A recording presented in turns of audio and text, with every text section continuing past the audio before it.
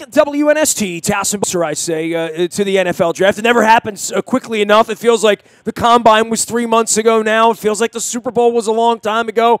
Heck, it feels like the owners' meetings were a long time ago. It was a week ago.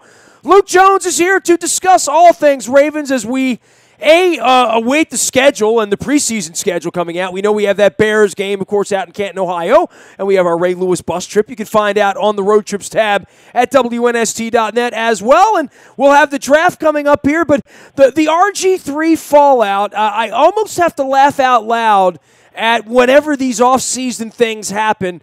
Boy, Ravens fans, when the natives are restless, they sure do like to chatter about sort of mindless things in regard to RG3, right? Well, I said this to you last week when we talked about this, I wish I had a strong opinion about this. I just don't. I mean, he's going to be a backup quarterback at best. If he truly can recapture his magic from now going on 6 years ago and can stay healthy, which has been a major issue for him, can magically improve his pocket awareness, which was very much lacking in Cleveland 2 years ago when he played, then all right, I'll admit to being wrong then, but I just don't see it. I think he is, at this point to me, an insurance policy for the Ravens if they don't come away with a young quarterback at some point during the draft to be Joe Flacco's backup. I mean, I don't know anyone who's displeased with Joe Flacco. And look, if you're displeased with Flacco, that's fine. I mean, there's plenty of argument for that the last 4 to 5 years. I get that, but I don't see how you can look at Robert Griffin III and think he's the answer. And to your point, I think it's a lot of people that are just frustrated, and they kind of look at that as the new the flavor of the month, the flavor of the week, the 15 minutes of fame and attention. I don't know, but I'd feel better if they had signed Colin Kaepernick from a quarterback standpoint. I think Colin Kaepernick's a better quarterback. I understand why they're not signing Colin Kaepernick, and I also understand that the league's blackballing him, and he's got a hell of a case. So, and I know they had the answer to that. That was the biggest news on their docket last week, was sitting around with a bunch of people investigating collusion to Kaepernick, right? Yeah. I mean, and that's, we've talked about this at such great length. I mean, anyone who's still waiting for him to get signed at this point, I mean, he's suing the league. I mean, he's got a collusion case. No one's signing him now, and I think he probably knew that from the moment that he brought the case against the league. I mean, my answer would be, if you're looking for a backup to Flacco, I want a young quarterback with some upside. I mean, I don't want retreads. I think it was pretty apparent the Kaepernick thing sailed, and the Ravens went radio silent on that from the moment that his girlfriend put out the tweet with the meme that was not so flattering for Steve Bisciotti and Ray Lewis. Yeah, I wouldn't have hired him after that either. That's specific to the Ravens. I mean, I think that was. I think you look at the timing; it seemed pretty clear. Well, the Ravens were the closest ones to signing him. I mean, Bisciotti was preying on it. And I know people took that the wrong way, but I think that meant he was thinking about whether it was a good idea or not. And at least the Ravens were considering it. I mean, there were other places where, Bob McNair wasn't going to sign him in Houston. That's for sure, right? Right. So, just bringing it back to the current, the present. I think you look at the Ravens. I mean, if you're really, truly excited about RG3, okay. God bless you. Look, I thought he was a great story back in 2012, but the last time this guy was the kind of quarterback that captured the imagination of the football world, this is when Joe Flacco was about to go on his historic playoff run. So from that context, and so many people that have talked about the Super Bowl being an eternity ago for the Ravens and Flacco, then RG3 is kind of in the same boat. Joe Flacco's won a lot of football games since then. RG3 is not. He's been okay. Sure. But, if you're going to compare Flacco and be salivating over RG3, I just don't know what to tell you. And I don't think too many people are actually salivating over him, but I just think the notion that this is a guy that's really going to push Joe Flacco, I don't buy that. I hope to never find out, what RG3's got on the tank at this point, right? For people that are saying that this gets Flacco's attention, to me what gets Flacco's attention is John Harbaugh at the owners' meetings talking so much, implying so much about wanting to see him go the extra mile to get on the same page with Michael Crabtree and John Brown and, throwing to his receivers in the offseason. I mean, we've talked about that how many different years now. I've said all along, do I think throwing with your receivers in the offseason is the difference, from making a good quarterback into a great quarterback? No, but it also doesn't hurt. And, it's something that Joe, and I know he doesn't care about perceptions very much. I think that's clear, but it's probably something that wouldn't hurt him from a perception standpoint at this point. And, even when the organization's talking about it, to me, the organization and Harbaugh talking about those types of things, that should be grabbing Flacco's attention more so than RG3. And I'll say this again, I would still be very surprised if the Ravens take a quarterback in the first round or even the second round for that matter. But that said, there's a heck of a lot of smoke that they're putting out there that they might take a quarterback that early. And, Albert Breer, I know, reported over the weekend about Lamar Jackson visiting the Ravens. So there's a lot of smoke there, and I think that's the type of stuff getting Flacco's attention a little bit more, perhaps, than signing RG3, who has barely played any football over the last few years, as you mentioned. Luke Jones joins us here, and it's all brought to you by our friends at Howard Bank, a relentless commitment to being the best at everything they do, branches throughout Baltimore and Maryland. It is the unique hands-on approach to banking. Every person at Howard Bank empowered to help you get out and visit them. We do appreciate their sponsorship, as well as Royal Farms, real fresh, real fast. They've been with us almost 2 decades now, talking about the coffee, talking about the fried chicken. Now in the modern era, we have the Rofo app that we can use to pump the gas, to get the points, to get the free goodies like fried chicken and Western fries. And Justin Tucker will tell you all about that during the ball games. Royal Farms, real fresh, real fast, nice arena downtown as well. The Maryland Jockey Club entries are now on the front of WNST.net, as well as inside of our morning newspaper that reaches your email inbox at 7 a.m. each and every morning. That is all powered up by Planet Fitness and PlanetFitness.com, where it's still $10 a month. And don't forget, we got the ponies running around the track at Laurel every weekend, as well as at Pimlico next month, where we're going to hi-ho Pimlico. A little Preakness Stakes. We got the Black-Eyed Susan, as well as the Pink Weekend. I'm going to try to track down Bob Baffert later on in the month to talk to him about Justify before they go to the Kentucky Derby in 3 weeks. We got NFL on the mind. If there's any breaking news, you get it first on the WNST Tech Service. It's all brought to you by Coons Ford of Security Boulevard. And, of course, Dennis Colazzos will be here on Thursday driving you home from 3 until 5. It is the SSV on WNST. Masters over, WrestleMania over, waiting on the NFL schedule. Of course, we've got our road trip to Canton. We're expecting to do a road trip to L.A. for the Chargers, as well as a bus trip to Charlotte, a trip down to Atlanta as well, Nashville this year, and Luke's favorite spot, Kansas City and barbecue.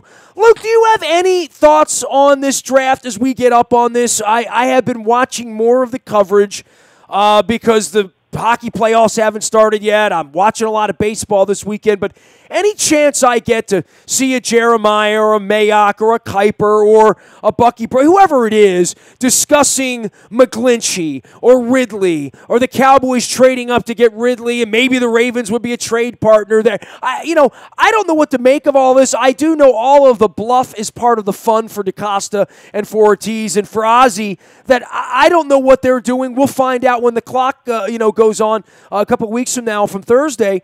I am excited about it, and I'm enjoying the process of talking about these players and the possibilities of a tackle or a wide receiver or a deal back and maybe getting this center or a deal back and maybe getting a tight end and picking up some more picks. I'm okay with all of that.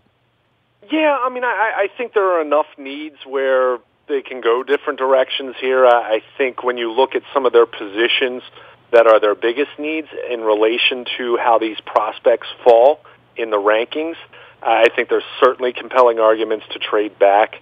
I think, first of all, to the point that you made about the bluffing, I've been wildly amused over the last 4 to 5 days when Ozzie Newsome made the comment hinting at there possibly being a surprise first-round pick, and everyone's going off, what did he mean by that?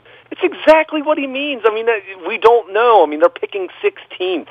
There are 15 different players that are going to be picked before they're scheduled to pick. So many different things can happen. I know Eric DaCosta talked about Saquon Barkley and basically said look, he's not going to be there when we pick, but if he would be, we'd take him. And, that would be a surprise, certainly, because Saquon's not going to make it out of the top 5 or 6. I would assume he's not going to make it past Cleveland at 4 if the Browns take a quarterback first overall, like most people expect them to. So I laugh at every little morsel at the Liars Luncheon, and we call it the Liars Luncheon with not any malice. It's just it's the truth. They're not going to tell you what they're going to do. I mean, it's silly. But we still have people trying to interpret every little thing they say over the course of that press conference. So, and I love all the angles that come out, because it might not be true that the Cowboys covered Ridley. It might be true. It's coming from reliable enough sources when the Charlie Casserleys and the Bill Polians are talking about it to some degree. But then you wonder, well, it really does make for good conversation, because the what-if part of all of this is exactly what they're doing out in the war room in Owings Mills this week, setting up the board, right? Yeah, there's no question about that. And, I mean, the what-if is all we have at this point. I mean, we're still a couple weeks out from this thing becoming reality, and that's where you have to remember everything you hear, everything you've been hearing the last couple weeks, first of all, and everything you're going to hear over the next couple weeks.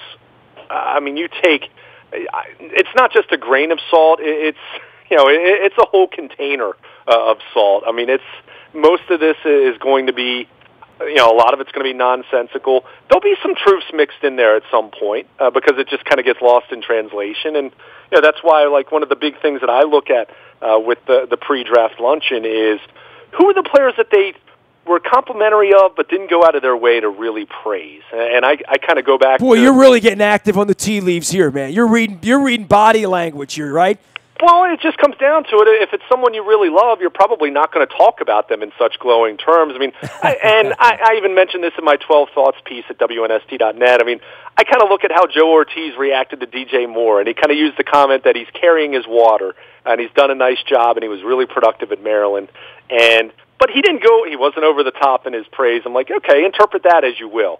Didn't exactly go out of his way to really talk up the local kid who could make a lot of sense for the Ravens especially if they trade back in the first round. But even that, again, so much of this is just, we're talking about the same thing over and over that's finally going to happen in late April. And we're already 3+ months into this kind of talk. I'll continue to go back to the point I alluded to a little bit earlier. I still think on so many levels it makes sense for the Ravens to move back if they can find a partner because of wide receiver, tight end, offensive tackle, which are still 3 positions that really stand out as being needs. Because I'm still not buying James Hurst being their starting right tackle. They need a pass-catching tight end. I mean, that's probably their biggest need right now. And they still need to add wide receiver. At least one. So to me, it makes sense if you can move back. If there's some team, and maybe it's another team, maybe that's one reason why they put the smokescreen out there or the information out there about Lamar Jackson, for example. Maybe it's a team that covets Jackson that's picking 25th, let's say, and they hear the Ravens are interested in him. Maybe that's a team that's willing to move up 10 spots and give the Ravens a day 2 pick and give the Ravens some draft capital for later on in the draft. You can move back. Maybe that's a spot where it makes sense to take DJ Moore or to take Dallas Goedert or Mike Gesicki if he's your guy you like, or an offensive tackle right there. I could see them falling in love with a center or a right tackle and just saying that's kind of the guy we want to get, right? I mean, that if they don't love Ridley, or if Ridley might not be there, right? Well, Ridley's kind of considered the consensus top receiver, but there are a lot of people that aren't as high on him as some of the pundits are in some of these mock drafts. Well, Lord knows we've had enough problems with the wide receiver thing around here, right? Yeah. It would satiate the fans if he was taken. The fans would be like, okay, great, and then the pressure would be on him to go catch 80 balls this year, and that's not going to happen. Sure. It typically, most of the time with first-round picks, we know the history, especially over the last 3 years. Really the only one over the last 3 drafts that's been successful is Amari Cooper. Nelson Aguilar kind of sort of figured it out this year for Philadelphia, but he was in Brashad Perriman territory before that. So we know what the first round looks like. long story short, I mean, they need to address tight end and wide receiver, whether it's the first round, the second round, the third round. I mean, those two positions, there's still substantial need there. And I know they were interested in Cam Meredith of the Bears, the restricted free agent who signed an offer sheet with New Orleans. In fact, I think the Chicago Tribune even reported over the weekend that the Ravens made an offer to Meredith. So it's clear they're still trying to add at wide receiver. They need a pass-catching tight end. I mean, they cannot go into the season with Nick Boyle and Max Williams as their top tight ends. I mean, it's just blocking-wise, they're fine. Pass-catching-wise, that's going to be woefully short of what they need. But the problem is, and I asked Joe Ortiz about this at the pre-draft press conference, is even if you like one of these tight ends in the first or second round, look at the history. Of Evan Engram for the Giants this past year was very much the exception to the rule. Even some of the most impactful tight ends of the last 10 to 15 years do not put up very impressive numbers their first year. There's a lot of adjustment there. The learning curve at the tight end position in the NFL is far greater than some other positions. So, they have the picks. It's not as though they can't come away with a tight end or a wide receiver or both with their first two picks, let's say, but whether that's going to bring dividends in year one, that's still very much a question. And to the point that you're talking about a center or offensive tackle, those positions, especially when you're not picking you're not picking a tackle like Ronnie Stanley at sixth overall, there's going to be some adjustment and there's going to be learning curve there. So, I mean, whoever they end up taking, it's still very much going to be a question of as far as how much of an impact they make in year one, and that's where I think you probably look to the comment that Ozzie Newsome made about there being a surprise. Wouldn't be shocked if it ends up being a linebacker or if one of the safeties drops to them. I wouldn't be completely stunned by that. Doesn't mean that I would necessarily have higher expectations for 2018 as a result, but you never know what's going to happen. I mean, when you're picking 16th overall, it's so difficult to really predict. I mean, we're talking about the Ravens having the 16th pick overall last year, and I don't think you and I, in all of our conversations leading up to the draft, mentioned Marlon Humphrey's name maybe more than once at some point. Oh, my God. That was, I mean, right. We all thought Howard was coming off the board, right? Yeah, I mean, it just, right, even then, when the Ravens were on the clock, you're thinking, okay, you think it's going to be O.J. Howard, and then it wasn't. So it really just shows to how much breath we waste discussing this, and then there's probably, if I had to bet right now, I would say they're probably going to end up taking someone that you and I haven't spent nearly as much time talking about as the Calvin Ridleys of the world. Well, the McGlinchey is that's the name that is most linked with them, and that's probably the name we're going to talk about the most over the next 2 weeks, right? Yeah, but I was just, Peter King was writing about it on Monday Morning Quarterback, early Monday morning being released and saying one of the names that he's been hearing that could go much higher than people think is McGlinchey. I've seen some people say they wouldn't be shocked if he ends up being a top 10 pick, not because he's that special of a talent, but we know what offensive tackle play has been like in this league, and you're talking about someone that played in a pro-style offense. So, it really is a case of, we can try to talk about this as much as we want, and even though, the Adam Schefters of the world and the guys who cover the draft better than anyone else, the McShays and the Kuipers, they get information leaked to them, but all of those guys know that when they report that information, so much of it is you-know-what, and they're just putting smoke screens out there, and they're trying to deceive, and they're trying to get other teams off the scent of what they really want to do, and if that ends up sparking some trade movement, like I said, maybe the Ravens do love Lamar Jackson. Maybe in a few weeks we're talking about him being the quarterback of the future here and Joe Flacco's time being short. Maybe that does happen, but I'm far more inclined to think the Ravens put that out there, and I would assume the Ravens leak that out there because they want teams that are picking 17, 18, 19, 20, 21, all the way through the end of the first round. Any teams that are into Lamar Jackson and into the idea of getting a quarterback that knows that the top 4 or 5 guys are going to be long gone by then, that maybe they can spark some trade movement. Maybe there's a team that wants to get Lamar Jackson and is willing to move up to 16, and the Ravens can move back 8 or 9 spots, still get a player at a position of need that they like, and then pick up some draft picks later on in the draft. You hear that kind of stuff. That's why you take everything with a grain of salt, especially over these final 2.5 weeks or so. He is Luke Jones. He is Luke at WNST.net. You can find him also out in the buyatoyota.com audio vault for full Ravens coverage. Last thing for you, I guess as I go through this thing, for the other franchises and for the maneuverings and the trades that are still happening, boy, it has been a very active offseason, and I think the whole trading part of this thing leading up to the draft and trading spots and, teams taking flyers to move up the board to take a quarterback that may or may not exist. I think there really is a wild, wild west part of this that anything could happen today, right? The Ravens could trade back today for all we know, right? Yeah, I mean, typically the draft trades themselves you don't see other than top 10. And that's why it was kind of interesting to see a couple of the trades that we've seen to this point with the draft. But, I mean, it's just the number of trades we've seen in general. I mean, look at the number of trades we saw before free agency. I would not be surprised. And we've seen the Ravens do this, keep in mind. I mean, I think back to the year where they traded for Kevin Johnson. They traded for Fabian Washington. They've made draft day kind of trades where they've traded a pick for a position player. I wouldn't be surprised if you see some of that even around the league a little more widespread than you typically do. I mean, there have been so many trades.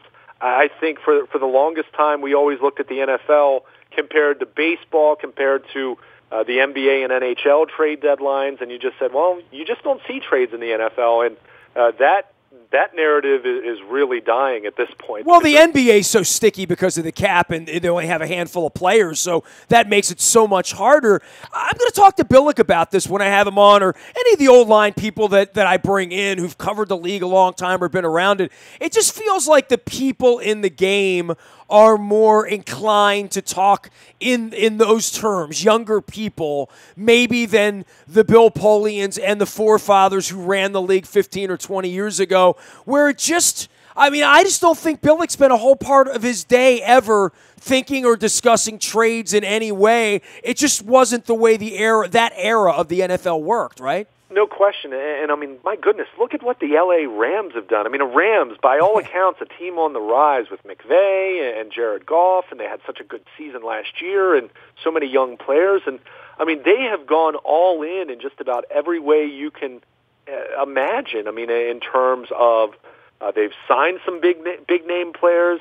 They've traded players. And big players in Ndamukong Suh. He's big and big name. It's incredible to think the amount of change that they've made. And look, hey, my hat's off to them. I like the idea of being bold, and it may not work out for them. By the way, I mean they've acquired some, like you mentioned with Sue, they've acquired some pretty outlandish personalities, so to speak. Some big personalities, let's say, and they also have a coach who's like 19 years old right, too. They have a coach who's in his early 30s who was very successful last year, but we've seen young coaches have really successful first seasons, and then things don't work out so well after that. So, but you just look at, I think with some of these front offices now, some of these general managers, I think you are seeing, and I know you asked the question to Eric DaCosta during the pre-draft luncheon as far as talking about analytics, and I'm not saying all these moves or all these changes are all analytics driven, but I think you are seeing a change in mindset with teams. And I think, this even goes back a few years ago, and not that John Elway is considered a cutting-edge kind of an executive, but for years, what did we always say about free agency? It's fool's gold. All these guys that are signed to the first week of free agency are going to be cut 2 or 3 years from now. But the Broncos were an exception, and I'm not saying that they completely changed that trend, because I still think free agency is fool's gold in many cases, but the Broncos won a Super Bowl relying on free agency as a major source of talent infusion. So you're seeing teams do things a little bit differently. It used to be much more of solely about the draft, being conservative. The teams that did it best were not active in free agency. They kept their own. And now you're seeing much more bold activity. And I'm by no means am I saying it's all going to work out. And I'm guessing a lot of this activity that we've seen won't work out. But I appreciate teams that try to do things differently. And this is one thing I said about the Browns. And look, I mean, Sashi Brown, he got mocked, and certainly their demise, that regime's demise was not taking a quarterback, and specifically when you saw what happened last year with leaving some of the talent they had at the quarterback position that they could have acquired there. But at the same time, now you look at the Browns with all those draft picks, and I'm just reminded of, and you mentioned the NBA a few minutes ago. Look at the Philadelphia 76ers right now. Sam Hinkie was mocked for years for how they how they lost and collected picks and were never good and never seemed like they were going to make their move to be good. And, well, the 76ers are the number 3 seed now in the NBA Eastern Conference and might be the team that has the best chance to maybe beat LeBron in the playoffs. Who knows? But it just shows you do things differently, and sometimes it'll work out, sometimes it won't. And the one thing about the Browns now, everyone's getting excited because, hey, they had all this cap space and they have these draft picks now. And if they hit on a quarterback here in this draft in a couple weeks, the Browns are probably going to get pretty good in a pretty short period of time. So at the very least, I appreciate what we're seeing in the NFL as far as it's fun when things become different. It's fun when you start seeing teams proceed differently than they did in the past. And I'm really intrigued to see how it plays out. And, to bring it back to your original question about these trades, I would not at all be surprised to see a ton of movement in this draft. And, I still think you're going to see one or two teams take a swing trying to get one of those quarterbacks, trying to move up somewhere in the top 10. And, we'll see if the Ravens can benefit if one of those quarterbacks, whether it's Lamar Jackson or someone else, is still hanging around in the middle of the first round. All right, we'll continue to rip this apart, and I'm sure when the schedule comes out next week, we'll be tearing that apart. And when are we going to L.A., and when do we get Atlanta, and when are we taking the bus trip down to Charlotte and all that good stuff? And for you, most importantly, when are you going to get the barbecue in Kansas City, right? Yeah, no question about it. I mean, we always talk about it. I mean, this is when we talk about the offseason, everyone points to free agency, but the month of April is it for me. The draft, the schedule comes out, we finally start getting some context on this season. I mean, we have talked in such hypotheticals, and yes, we know who the opponents are going to be. Yes, we've talked about the possibilities for the Ravens in the first and second round. But once we wrap up the month of April, we finally have some context. Your roster is basically starting to take shape and is basically set, save for a couple moves you might make here or there, maybe a surprise cut or two.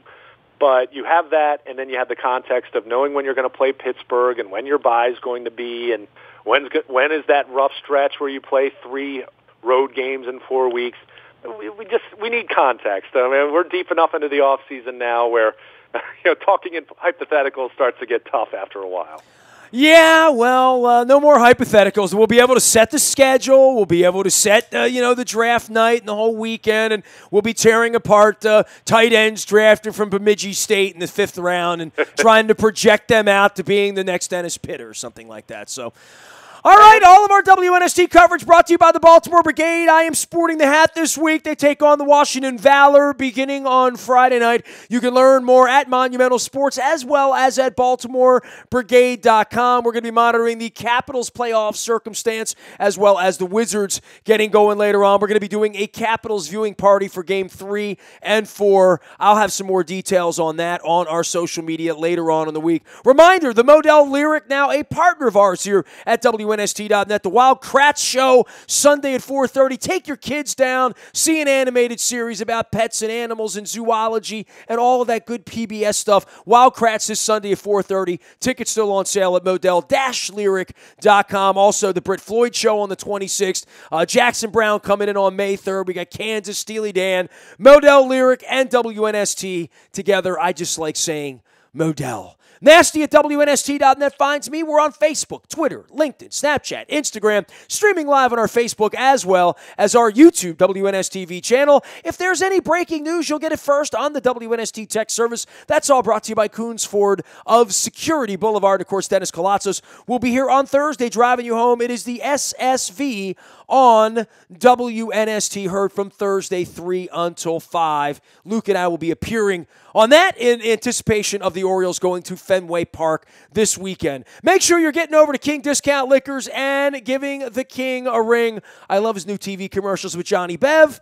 I'm a little bummed I'm not a part of them, but at least when I'm not in them, I like watching them. It's King Discount Liquors, lottery, beer, booze, and always the best prices in Baltimore. Get out to Pulaski Highway and give the King a ring. Got to doff the cap to Carl Delmont and his group at Celtic Soccer. The ladies winning a championship over the weekend. Freedmont Mortgage has been a long-term sponsor of ours, including all of our swabbings on behalf of the Bone Marrow Registry. And there goes my hero. Don't make a 30-year mistake. Don't choose the wrong lender. Choose the right lender. Go to Freedmont Mortgage and learn more at Freedmont.com. Whether you're buying, selling, just need some information. We'll have Carl on the program a little later on. And I'm worked up about the World Cup as well, so I know he's a big soccer guy. We got World Cup coming up in 8 weeks, so it is really a good time of the year, right? We got the Orioles are relevant. They're playing. The Ravens are very relevant and interesting from a draft perspective, as well as in the free agency and the decision-making here. Stanley Cup playoffs. NBA playoffs getting started, lacrosse for everyone that loves lacrosse out there, racing season in the Kentucky Derby around the corner. My wife and I are going down to Laurel for the Derby on the 5th. So big time, man. We got U2 touring this summer. Life is good around here. We are WNST.net, AM 1570, and WNST Towson, Baltimore. And we never stop talking Baltimore sports.